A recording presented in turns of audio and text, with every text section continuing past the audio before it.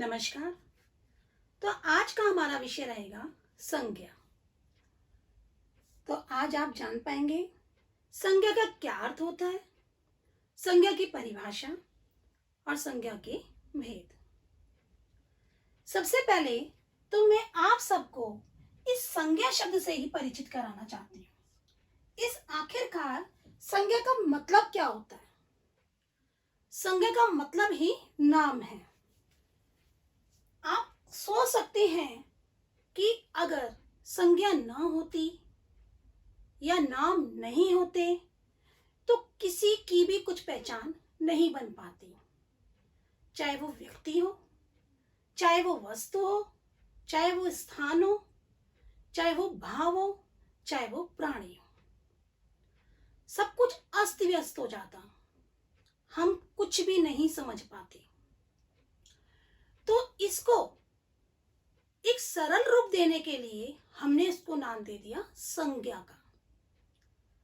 संज्ञा। तो चलिए अब चलते हैं हम संज्ञा की परिभाषा पर। संज्ञा की परिभाषा किसी व्यक्ति तो आप लोग जानते हो, जैसे हम हैं, तुम हो, जैसे राम, मोहन, जो भी नाम है व्यक्ति से संबंधित उसे हम बोलते हैं व्यक्ति। वस्तु, इस समय जैसे मैं कलम का यूज कर रही हूं, ये वस्तु है। मैं बोर्ड का यूज कर रही हूं, ये वस्तु है। जो भी हम अपनी सुविधा के लिए वस्तु का प्रयोग करते हैं, जिस भी चीज का प्रयोग करें, वो हमारी वस्तु के रूप में आती है। स्थान, स्थान उसे कहते हैं जहां भी हम रह रहे हैं। अन्य स्थान, अन्य जगह, उसे हम स्थान कहते हैं। प्राणी, प्राणी में हमारे सारे जीव जंतु आ जाते हैं, छोटे से और बड़े। गुण, गुण में हमारी अच्छाइयां भी आती हैं और बुराइयां भी आती हैं। और भाव तो आप समझ ही सकते हो, जिसको ना तो देखा जा सकता है, केवल उसको महसूस ही किया जा सकता है। आदि के नाम को संज्ञा कहते हैं। तो जो हमने इन सब के नाम रख दिए हैं, जैसे हमने स्थान में किसी एक जगह का नाम लिया, दिल्ली, हमने एक दिल्ली नाम रख दिया है। भाव में जैसे हमने लिया ईमानदारी, जिसने हमारे प्रति ईमानदारी दिखाई या किसी के प्रति अच्छा कार्य किया, उसे हमने दे दिया ईमानदारी का नाम। प्राणी, बहुत सारे जानवर हैं, लेकिन हमने क्या करा, सुविधा के लिए उन जानवरों को अलग अलग नामों की श्रेणी में बांट दिया। गुण, किसी के अंदर ईमानदारी का गुण है, किसी ने अच्छा काम करा, उसे हमने ईमानदारी का नाम दे दिया, और किसी ने गलत काम करा, उसे हमने बेईमानी का नाम दे दिया। तो कुल मिला के क्या हुआ कि हमने हर चीज को नाम दिया है, उसे ही हम संज्ञा कहते हैं। तो चलिए अब आगे बढ़ते हैं।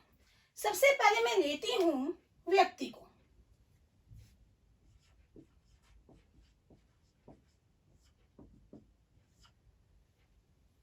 व्यक्ति में मैंने लिखा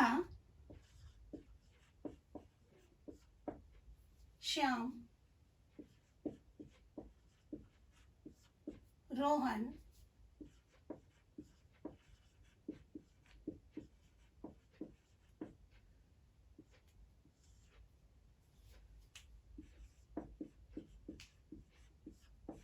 सुभाष चंद्र बोस। ये हमारे विशेष व्यक्ति में आ गए, विशेष नाम में आ गए। बाकी तो ये सारे हमारे सामान्य नाम ही है। नेक्स्ट में हमने लिया वस्तु।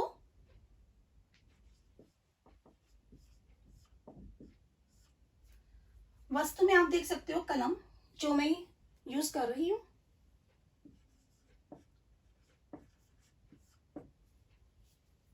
मेज,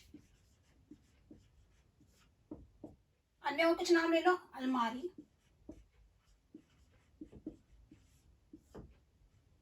इत्यादि। ऐसे बहुत से नाम हैं जो भी हम वस्तु का यूज कर रहे हैं।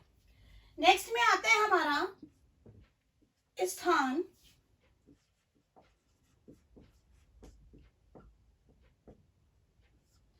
स्थान में हमने जैसे ले लिया दिल्ली, मोदी नगर,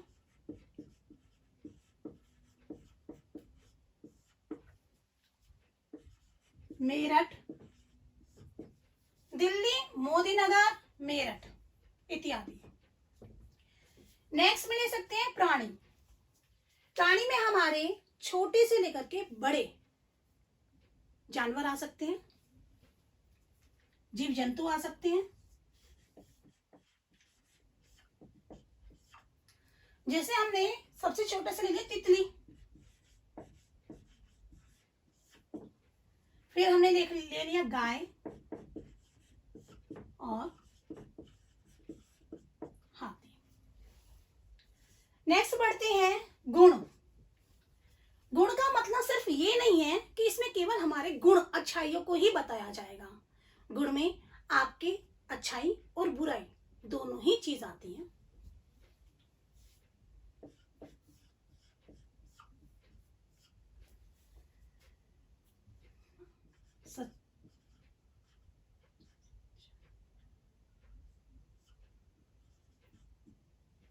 ईमानदारी,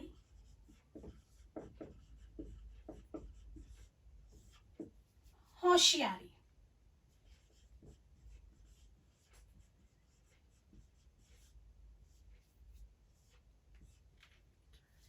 इसके बाद आता है नेक्स्ट भाव। भाव जिसको केवल महसूस किया जा सकता है।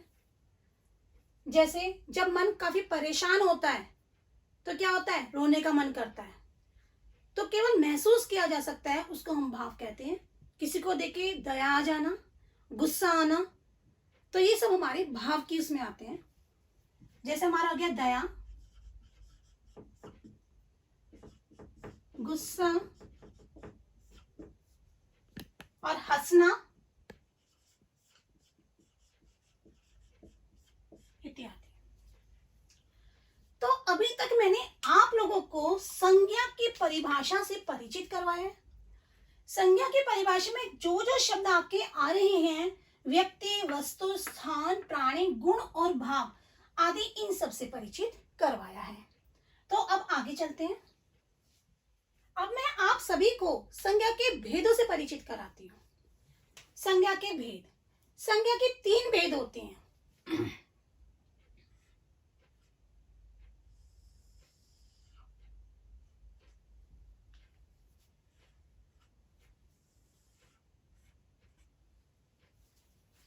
सबसे पहले आता है हमारा व्यक्तिवाचक संज्ञा।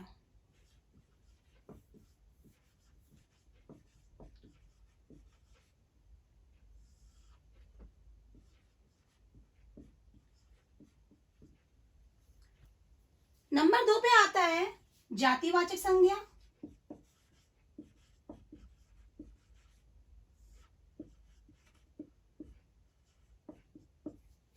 और नंबर 3 पर आता है हमारा भाववाचक संज्ञा।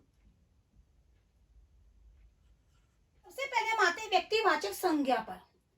नाम से ही जैसे पता चलता है, व्यक्तिवाचक यानी कि विशेष व्यक्ति, विशेष स्थान और विशेष वस्तु के बारे में बताया जाता है व्यक्तिवाचक संज्ञा में।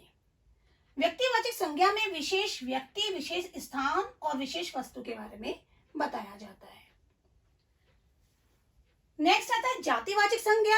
जातिवाचक संज्ञा पदार्थ, वर्ग और समूह का बोध कराती है। इसके बाद नेक्स्ट आता है हमारा भाववाचक संज्ञा। भाववाचक संज्ञा में गुण, जैसे मैंने आपको गुण के बारे में बताया था। दशा में आ जाता है हमारा बुढ़ापा, और भी जैसे दशाएं होती हैं, और अवस्था आदि का बोध कराया जाता है।